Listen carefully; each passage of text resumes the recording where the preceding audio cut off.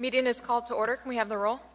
Danielle Bailey. Here. Tyler Robinson. Here. Greg Strike. Here. Andre Spinelli. Here. Brian Here. Looney. Here. Jared Gardner. Here. Aaron O'Quinn. Here. Seth Anderson is excused. Thank you. And we don't have any minutes to approve, so can we move on to disclosures? Commissioner Gardner? None. Commissioner O'Quinn? None. Commissioner Robinson? Yeah, I'd just like to disclose in case 2019-79, this has to do with amending the driveway standards that were here from the municipality. I participated in a couple of workshops on that, on those proposals, and also a member of my organization that builds small infill, I think participated on perhaps what staff calls a steering committee of some kind. I'll note that it's a legislative item. I mean, we are making a recommendation to the Assembly, and that's been our practice, is for us to be able to participate on those, but I just wanted to state that for the record. I would say thank you for the disclosure. However, I think you can feel free to participate. Any objections from board? You have to stay, in other words. All right. See no objections. Commissioner Strike? No, none. Commissioner Looney? I understand that the case C2 is an informational item, so my firm was involved as a support role on that, but because it's an informational item, I don't think it's going to be a problem. Agreed. Commissioner Spinelli? Nothing.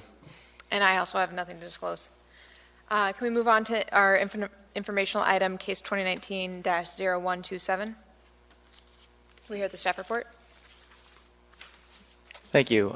Since it's an informational item, don't really have a staff report for it per se, but it's a upgrade of Rica Drive, essentially the entire corridor on the south side of the street, installing sidewalks and repairing drainage facilities. I'll let PM&E representatives who are here today speak to it further if there are any specific questions about the concert report. Thank you.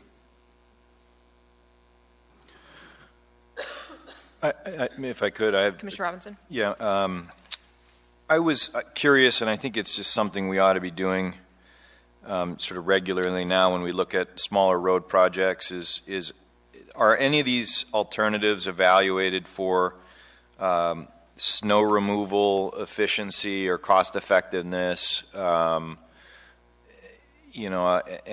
is there some way to sort of have dual purpose where we're actually providing for snow storage, or at least temporary snow storage, while also providing buffering for pedestrians? I just wondered, I didn't necessarily see it jump out at me. I'd be curious of any of the feedback on that. I apologize. I don't remember the correct protocol. How am I supposed to do this? Just state your name for the record and then... Okay. Glenda Radvansky. I'm a design engineer with project management and engineering with the municipality of Anchorage. One of the purposes behind the separation distance is to accommodate snow storage, and as a design engineer, snow storage is one of the issues that we always consider in our projects. It's really important to keep the maintenance costs low, and when we forget, street maintenance reminds us. So that is factored into the equation, even though it's not explicitly stated in the concept report. So, I mean, I know on certain roads and watching them actually get cleared, I've witnessed where, you have graders that can actually just extend the blade from the roadway onto the sidewalk, and sometimes they just kind of blast the whole zone, if you will. I mean, particularly as a Winter City enthusiast, I'm a firm believer that buffer between the pedestrian realm and the roadway is actually, a much better environment to walk in. But I'm wondering if it then requires a different approach where you have to hit the sidewalk separate from the road, and if that's therefore more expensive. Separated pedestrian facilities do increase the maintenance costs because they do have to have, you've seen the little blower guys that drive around. You got to get the sidewalk separately. Right, it's a completely different apparatus that's utilized when you have separated facilities.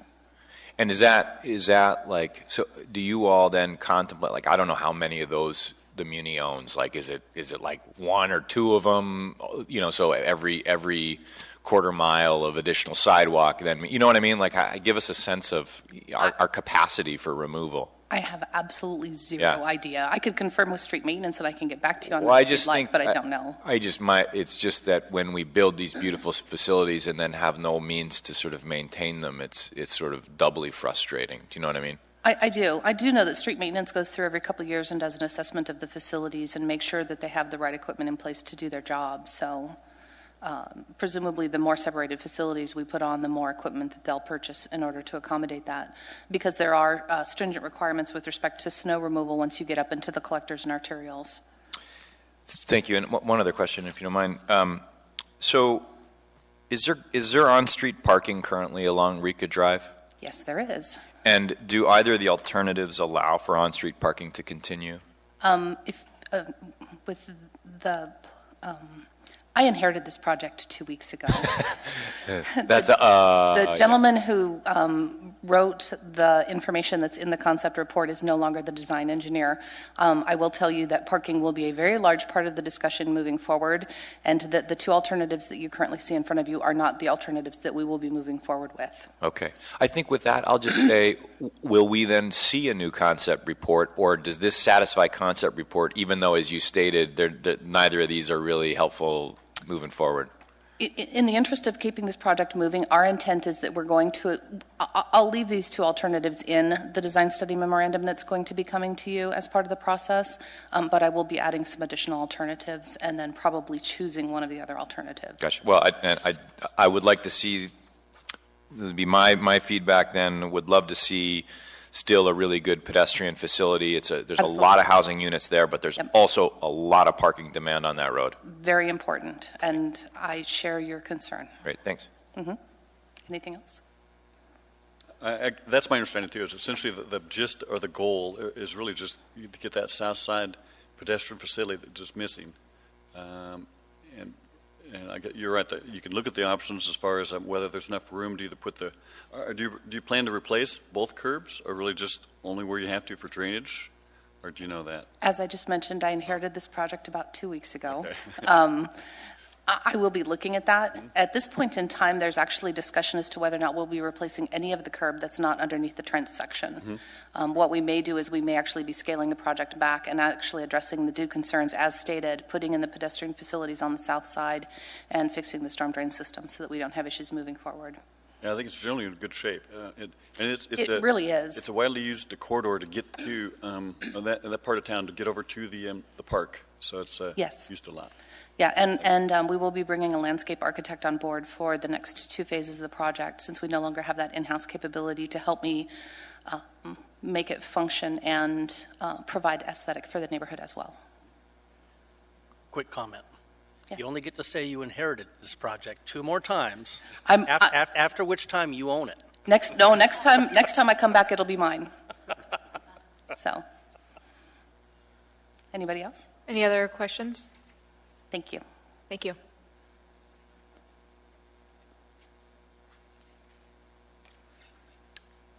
And staff, do you need any formal action from us on this at this time? No, the next time you'll see this project will be, as Glenda mentioned, it'll be at the design study report phase. We don't have a timeline for that yet, but we'll be working with them to get that in front of you. Thanks. So last chance for comments or questions for staff before I move on? All right, thank you. We will now be moving on to our public hearings.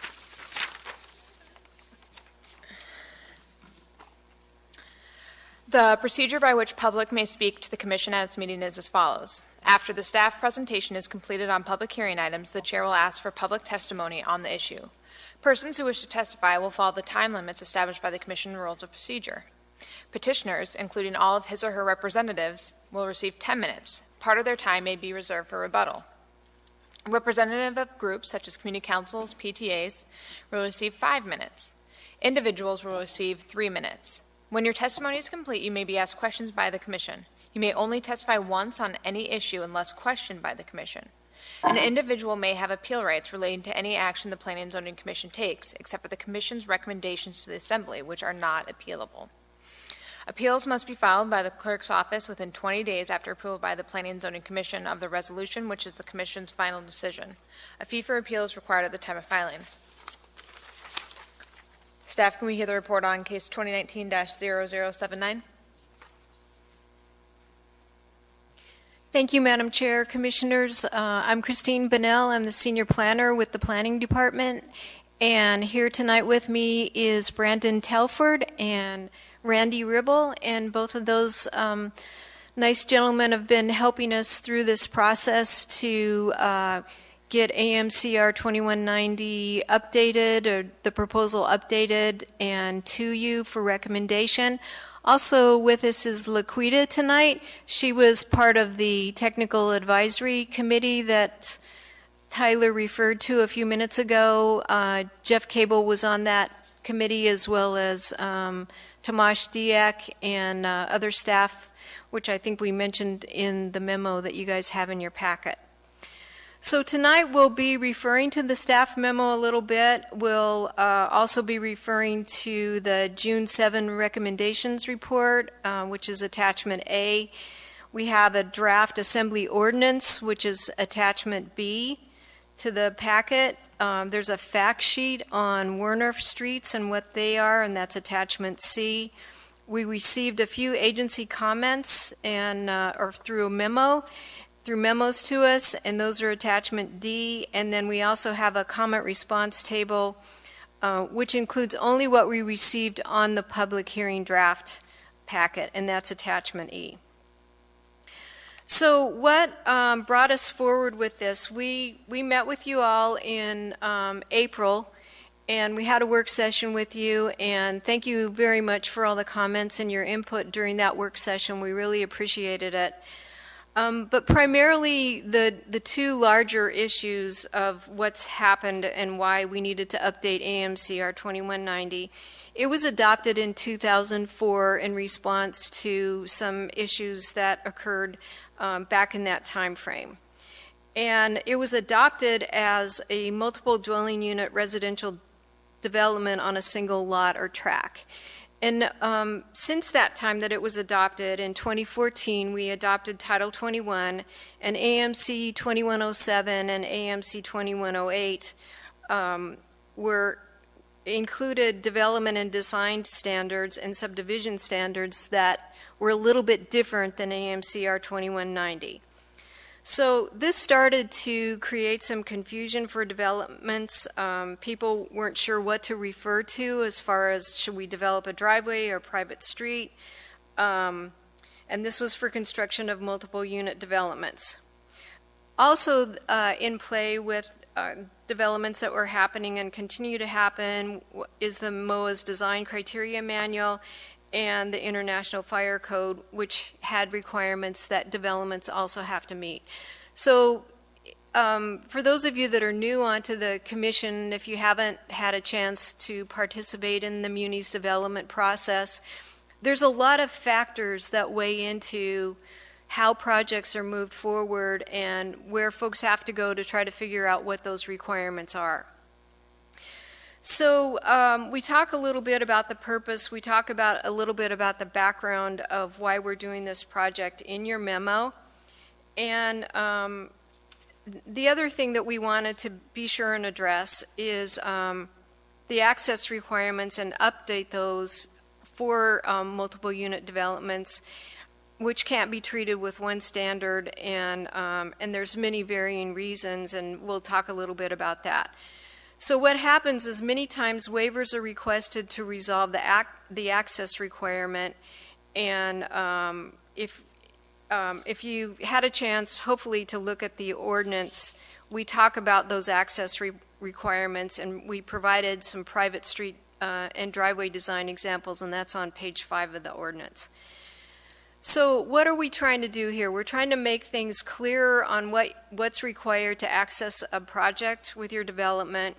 We're trying to reduce waivers because those waivers can take time, they can delay the project, and they can add cost to the project. Anchorage 2040 says that we need to spur redevelopment with infill projects, and that's by encouraging efficient use of residential property, and AMCR 2190 is trying to do exactly that. How can we efficiently use a piece of land and the access portion of what we need to build to make that infill happen? So the solutions that our group came up with and our technical advisory committee included quite a few different folks. If you look at the public participation and outreach section of your memo, which is on page 2, we had all kinds of public meetings and presentations where Randy and Brandon and I participated. We had the development community come in to lunch and learns, I think, 3 different times. We developed a public review draft document, and before we even did that, we met with the development community and with our municipal staff to say, okay, how can we fix this?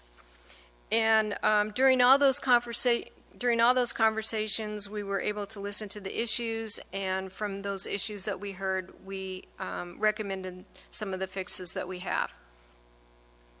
So one of the primary things that we're proposing with the update to AMCR 2190 is we wanted to provide a baseline number, and that included the number of structures and/or the number of dwelling units that's going to be going into development. What is that going to trigger? Is it going to trigger driveway development, or is it going to trigger a private street? And that led us to include the applicability section that's found in the ordinance, and that's found on page 2. So in trying to make a clear process for folks to determine what they need for their project, we also included what we call a decision tree, and again, that gets back to the baseline number. How many structures are you building, or how many development units dwelling units are you building? And that illustration is found on page 3 of the ordinance. The ordinance, as it's updated, continues to allow design alternatives while introducing other optional street designs, and that includes the 24-foot street cross-section and the Werner Street cross-section. Those are included in Table 2190.002-1. That's on page 4 of the ordinance. And this is consistent with what is found in our subdivision and design standards in 2108. Right. So I'm going to wrap this up in a minute. This process has also allowed us to remind the community that we have existing tools that they can use. Just case in point, the Muni passed a requirement that if you have a property or a development that you're going to develop and it's got alley access, you need to provide access to that property from the alley. A lot of people didn't realize that, and now we've brought that out to the forefront, and people are getting used to that. And also, people didn't realize that we have a driveway memo that's been adopted, and that driveway memo provides the standards of how a driveway is supposed to be built. And again, the design criteria manual in International Fire Code 2107 and 2108. So it's been what I think is a pretty inclusive process, a learning thing for a lot of people, including myself and the planning department, which will help us when new developments, when pre-applications come in, and we're able to discuss with folks what it is that they need to develop there. The private street design standards within the ordinance, and that's found on pages 18 to 23, continually refer to the design criteria manual and then to what we call MASS whenever possible, because we want to, again, trying to create clarity. Where do you need to go? We're not going to recreate the wheel here. Go to the design criteria manual, go to MASS to be able to find out what you need to do there. The other thing that we made sure that we included is a managed guest parking requirement, and that's similar to AMC 2107. And let's see, just a little bit of a wrap up.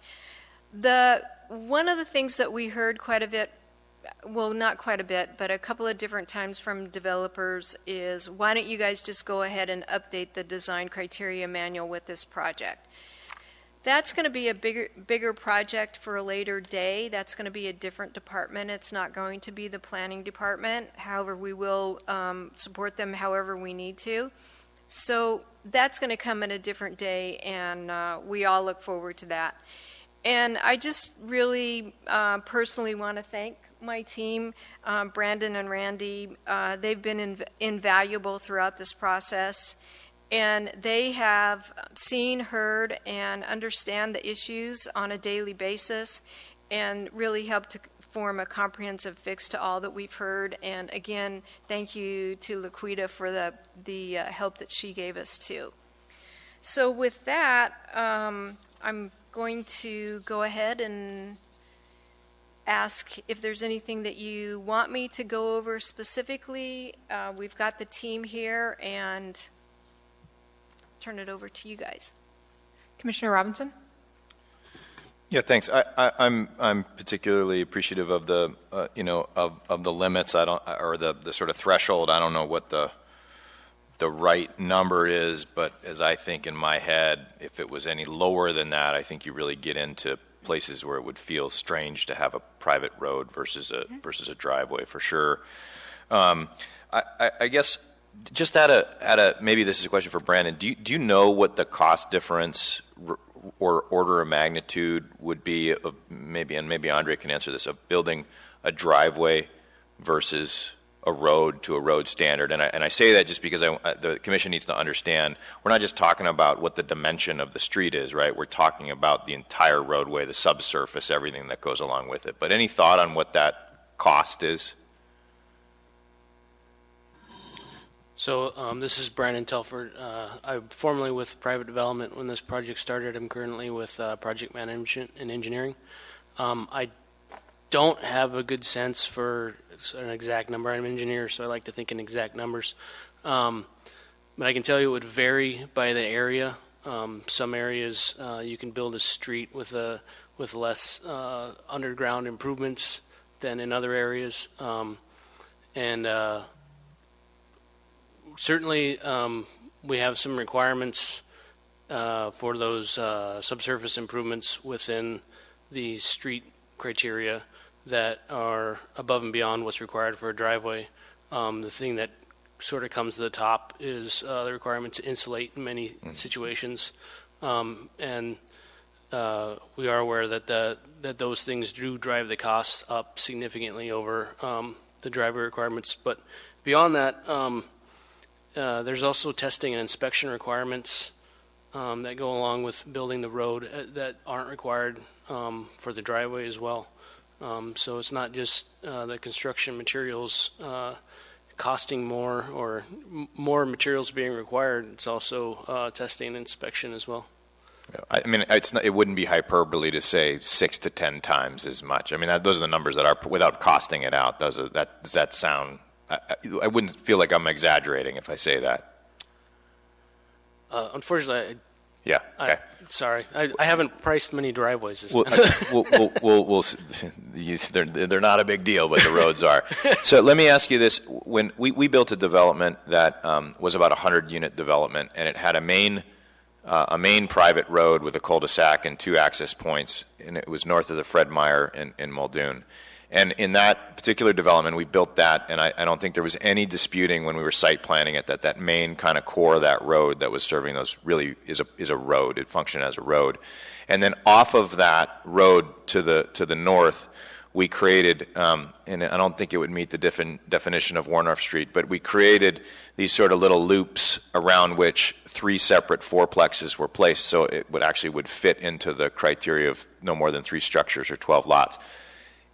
I just want to make sure that the intent would be, within a development, I could have both private road and driveway, right? It was not like, well, just because I'm 97 units, everything's a private road. At that point, we're working to sort of make the case that we have both hierarchies taking place within one site. Am I correct there? I believe that's the intent. I don't know that we've spelled that out specifically in the ordinance itself or the regulation itself, but that's certainly the intent, that when we're looking at the improvement requirements for a specific access, it's taking into consideration what's on that access. So if it's less than 3 dwelling units on one access, it drops to a driveway standard, or excuse me, less than 4. And if it's a trunk that's serving multiple driveways with 3 or less structures each, that trunk would fall into the private road standard. That's the intent. Okay, I just, maybe something as you go to the assembly, I think it's a good example, but I would want to, if I'm using it as an example, I hope it would actually pass muster moving forward. Thanks. Commissioner Gardner? Thank you. I had a question about the decision tree, looking at the actual proposed, or the ordinance here, and I don't know if I'm not understanding some aspect of it, and I was hoping you could kind of help walk me through it. And that's that so it looks like at the top of the tree, you kind of asked the initial question, are you looking at the number of structures or dwelling units to determine if you fall into this regulation at all, and if not, then you're kicked out. If you do, then it looks like the first question on the tree is whether it connects exclusively to an alley right-of-way, which looks to be exemption number 2. And so if that's triggered, then you're kicked out because you're exempted. And then I guess my question is, am I misunderstanding or missing something, or should there be another question where you look at exemption number 1 to determine if that kicks you out as well?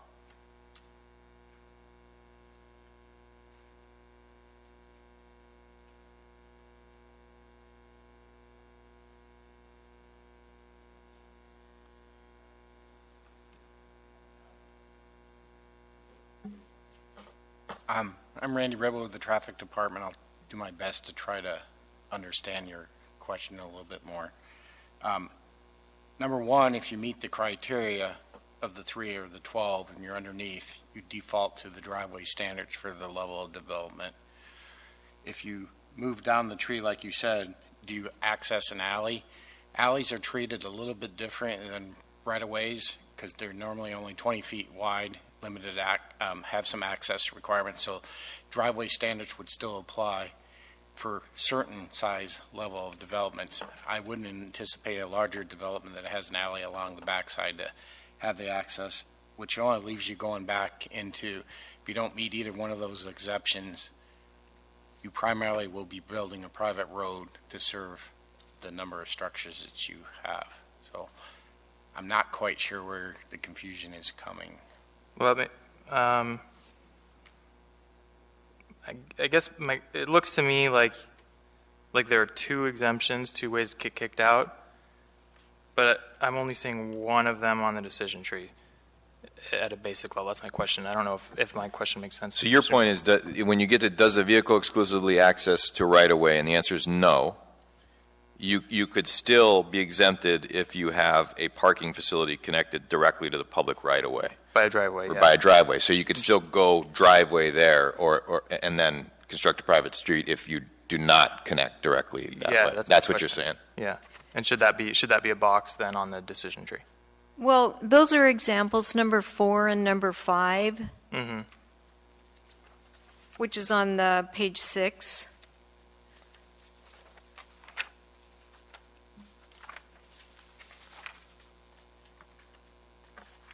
And to help explain those examples a little bit more, I treat number 4 as a large apartment complex type building that has its own serving parking lot, and that parking lot would be connected to the right-of-way with driveways, but the circulation aisles and the stuff that would occur to support the building would occur in the parking lot. So you're really not building a road, you're designing your parking to circulate and support the number of vehicles needed for the number of dwelling units, and you would only need a driveway access. Number 5 is met, you have a building that could be multi-story that has an internal parking garage.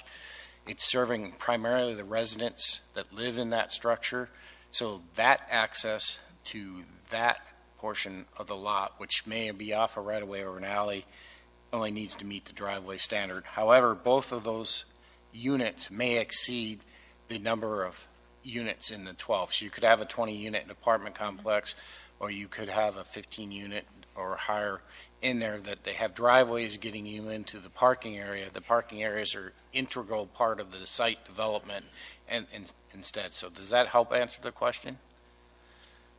Yeah, I think so. I'll look at this again because I think I'm not still totally clear on. I mean, is the decision tree, is that just an example, or is that anticipated to be kind of a comprehensive process that someone could walk through? It's going to be included in the ordinance, and it's a process that people would use, yes. Okay, all right, thank you. And I'll just chime in that I think I have the same concern you did, and that was one issue I flagged. And so if it's supposed to be comprehensive, I don't see it fully illustrating B1 of the exemptions. But again, I might be missing something or misinterpreting it. Commissioner Spinelli? Yeah, and this will kind of build on Commissioner Robinson's question about the applicability. But on page 11 of the ordinance, section C, and I'll just kind of read through this so everyone knows what I'm talking about. It says the building official shall review and approve, disapprove plans for all developments. Then the building official shall determine to what standards any required improvements are to be constructed. And then this line, the construction standards may not exceed the applicable standards of AMC Title 21. I don't quite understand that sentence, but that's not really my question. But then down in number 4, 3 and 4, well, 3, it says the municipal engineer and or the building official may periodically inspect. That's fine. But then number 4 is the municipal engineer shall review and approve or disapprove all design and construction waivers from the standards in this regulation. And so the municipal engineer is in a separate department. You know, I don't know if everybody knows, but you're a plan reviewer for private development who works under the building official. And I just see this section of including the municipal engineer in it as a delay in time. And the municipal engineer's main function is to watch out for municipally maintained improvements, and this is a private road. So I don't know why we would put the municipal engineer in there. When right up above in section 2, it says the building official is going to determine what standards the required improvements are constructed to. So much of this language is original to 2190, and we're not changing it. Where we are changing it, it's a product of some role changes. At one time, the municipal engineer for these types of projects performed essentially the same duties that the building official does now, but because of restructuring and the fact that private development moved out of PM&E and into development services, now the building official performs some of these roles. However, the building official is not a registered professional engineer, and so our codes in general and our design criteria in general do not place the building official in the position of reviewing waivers from our engineering requirements. That technical expertise is with the municipal engineer as opposed to the building official. And so this is actually how we've got this worded now with the rules placed in the regulation now is consistent with how this is handled in other sections of code and how it functionally occurs today. Yeah. Well, I would like to point out that the municipality does have non-engineers doing structural plan reviews of engineered drawings, and that these roads, these private driveways are required to be done by professional engineers. So the municipality at that point would just be making the building official would just be making a call. I would expect he would be making the call on your advice, and you just wouldn't need to bring in the municipal engineer because it tends to be a time-consuming process. So, I mean, that's just one section of code that I dislike, I see as problematic. And in Mr. Robinson's question, I think that you will be requiring a waiver to get away from private driveways or private streets in the areas where a private driveway might serve in part of his project. So. Thank you. Commissioner Robinson? Thanks again. I wanted to, Randy brought up the example. I think we were talking about one of these diagrams, and it actually occurred to me that we have a project exactly designed this way, and I want to go through it. So as I understand, there is an exemption or an exception, however you want to call it. If you have a 20-unit apartment building, was the example that you used, and you come right off the right-of-way into a parking facility, a parking lot, you do not have to build a private road. You build a driveway connecting to that parking area. So you have a parking lot with probably two driveway access, right? That's kind of how that drawing is. Do I have that right? That is correct. Yeah. So yet everything that we've done in Title 21 has been to sort of get that parking out from in front of that building, right? To sort of try to get the parking behind the building and have the building more face the street. I mean, that's, if you read the design standards and you read the point, that's like what we've tried to do. I struggle with achieving it all the time, but we're forced to sort of deal with it.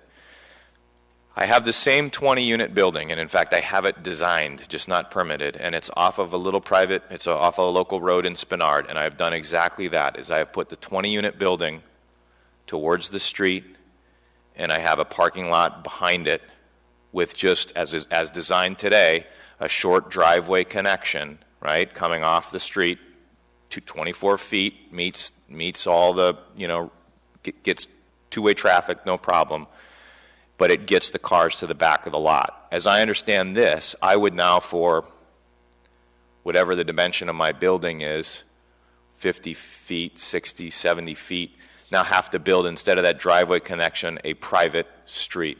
Do I have that correct? Yes, you're going to go around behind? No, I don't think that's the intent. No, I don't think that's the intent. Is that not right? So, and I hope not. I just want to make sure it's not. So the only difference is I've put my parking lot behind my building instead of in front of my building.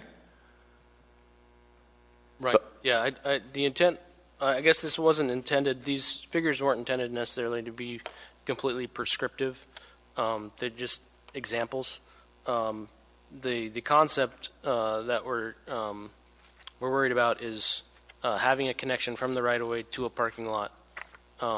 And regardless of the length of that connection, as long as it's a connection from a driveway to a parking lot serving a single building, regardless of the number of units, the intent is that it's built to a driveway standard. Now, if you were building something large enough that it requires multiple parking lots connected by a spine, the intent would be that that wouldn't meet this example and could be pushed into requiring a private road for that spine connection. That's gotcha, because it's multiple buildings or it's more. Yeah, I gotcha. So it doesn't matter. Even though the picture shows the parking lot in front, the parking lot could just as easily be behind the building, but it's a singular access point for that parking lot serving that singular multifamily building. Correct. Okay. Great. Thank you. Phew. Any other questions for staff? And just for clarification, since staff is the petitioner in this case, we would open up to public for comment now? Yes. All right. Is there anyone from the public wishing to speak on this matter? And please state and spell your name for the record and let us know if you are representing an organization or speaking as an individual. Hi, my name is Laquita Chmielowski, Chmielowski, and as staff mentioned, I was part of the Technical Advisory Committee, and I work for Dow Engineers. And so I just want to say that I think this is a good first step of clarifying 2190. Right now, when we have multifamily developments, we spend a lot of time kind of negotiating with staff on what's going to be private access drive versus driveway. And so I think with these changes, it helps simplify it for those smaller developments that are a little harder to get off the ground because of all the requirements that kick in when you do have private access drives. And I think although there's a cost associated with the private access drive, part of that is getting these waivers from the municipal engineer. That takes time and extra effort as part of the design team. Whether you have to build it to that standard or not, that's an effort that has to be gone through it for each project. So with that, I can answer any questions. Any questions? No. Thank you. Thanks. And what is the will of the body? Oh, yes, the public hearing is now closed.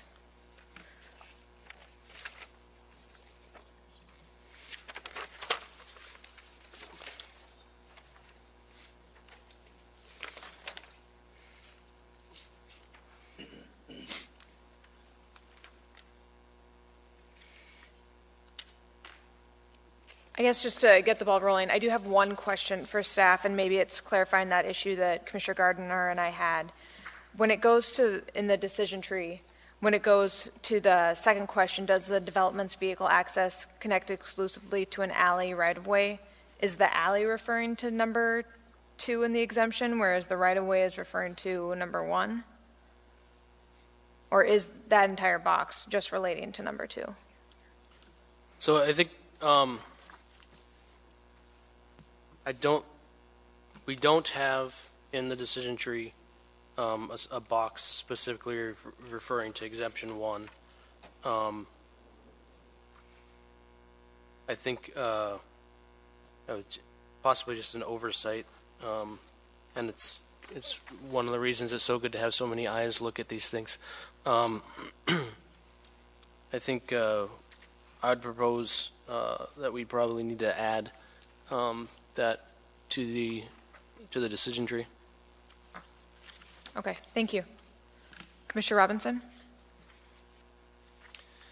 Yeah, thank you. Could you just have done it so many times where I think we've thought it through, and then there's like the perfect example of a site plan that just makes sense and runs up against the threshold. Is there any relief for a variant? I mean, if I had the greatest site plan possible and I could really argue for whatever reason, maybe I connected to 2 separate rights away and they met in the middle and I still figured they should be driveways and streets. Is this an absolute, or is there any way to seek a variance from the 4 buildings, 12 units threshold? The original regulation included wide ability to grant variances and waivers to the code, and we've kept that. We haven't changed it. So my interpretation and certainly the intent is that if something just doesn't fit and needs to be wavered, it can be done. That can be done through the municipal engineer and the traffic engineer. There's some other avenue that, okay, great, thanks. And Commissioner Robinson, are you making a motion? I was going to, but if you'd like to, Andre's in the queue too, if he just wants to. Commissioner Spinelli? I just one more question. So, kind of going off that same thing, the building official shall determine what standards and if any required improvements are to be constructed. So it sounds like the building official would be the one making the call on some of these things that could be questionable in the code. Has the building official reviewed this document? Yes, they have. They were part of our team. Okay. And back to you, Commissioner Robinson. So in the matter of case 2019-79, the municipality of Anchorage, this is a review and recommendation by the Planning Commission to the Assembly of public hearing draft for Title 21 amendments to the Anchorage Code of Regulations. That's AMCR 2190 and Anchorage Municipal Code Chapters 2107 and 2114 relating to private road and driveway standards. I move that we make a recommendation to the Anchorage Assembly to adopt staff's recommendations in the report, including attachment A, B, and along with staff, comment response table is in attachment E. Is there a second? Second by Commissioner Gardner. Would you like to speak to your motion? I would. I'm going to be supporting the motion. I think we alluded to, and it came up in meetings with staff, that we have for some time have had this 2190 that was a response to developments that happened 20 some odd years ago, 15, 20 years ago. And when we adopted the code, Title 21, we didn't sort of unwind this. So there are instances where 2190 and Title 21 conflict with one another. This is not a whole-scale kind of fix of that, but it's an initial step. I think that it's generally understood that when you build to private road standards, you're basically building a public road that's a private road, and it is incredibly expensive. And in particular for smaller infill sites, those projects simply cannot carry the cost, and frankly, the level of improvement seems out of place with the scale of the development as well. I think the proposal to have no more than 12 units or no more than 3 structures is a good starting point, as good as any. If it was less than that, I don't think I'd be supporting this ordinance. So I think that's important to state, at least from my perspective, to the Assembly moving forward. And I would also say that this is very much needed in commercial development. So this is only dealing with residential development, but I actually think the worst situations are within large tracts of commercial developments, frag lots in the lot, where you really can't tell whether you're on a driveway or a road. It's not good pedestrian environment. It doesn't create a good network, and I understand from staff that they're looking into that issue as well, and I look forward to that review too. Would anyone else like to speak to the motion?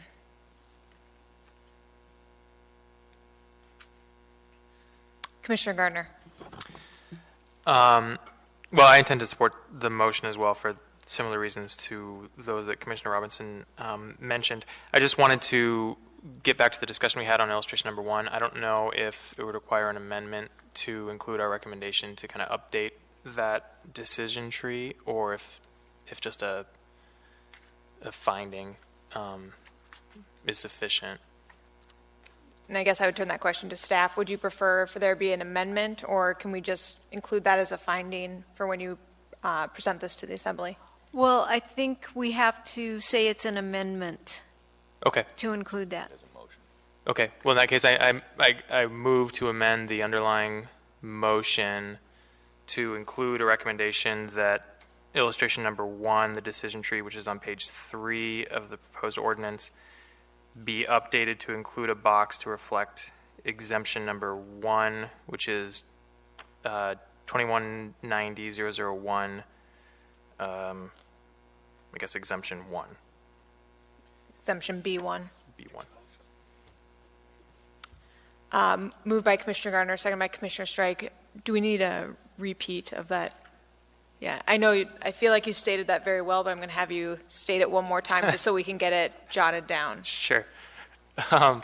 It would be a motion to amend the underlying motion to modify or include a recommendation to modify illustration number 1, which is the AMCR 2190 decision tree on page 3 of the ordinance, so that the illustration includes a box to reflect exemption number 1 in 2190-001. And that is seconded by Commissioner Strike. Would anyone like to speak on that motion to amend? Yeah, I'll just say I think the amendment is necessary so that the decision tree reflects the complete universe of options for the applicability of this regulation. I would just like to say I agree with that assessment, and I think having it entirely flushed out in the illustration will help petitioners as they're applying down the road. Call for a vote.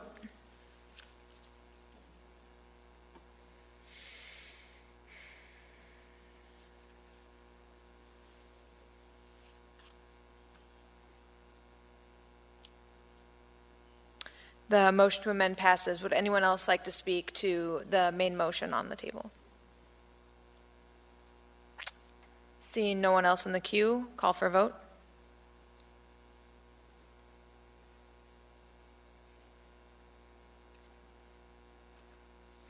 And that motion passes.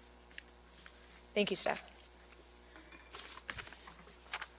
And that concludes the rest of our agenda. Is there any motions on the floor?